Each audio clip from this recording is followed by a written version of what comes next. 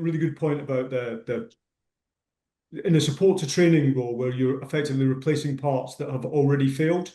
And I think people forget that because you go, well, did it fail safely? And if the component failed safely, component failure isn't actually your issue.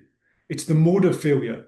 So all you need to understand is the new component that you've designed through a new manufacturing technique, is the mode of failure likely to be the same?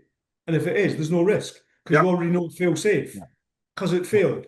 So we shouldn't be trying to replicate the same part with the same testing and everything as we do with OEMs. It's all about what happens when it fails and then what's the mode of failure. Now, if it's likely to fail in a completely different mode, then you do need to do more testing. But it's a very different approach to how you manage risk.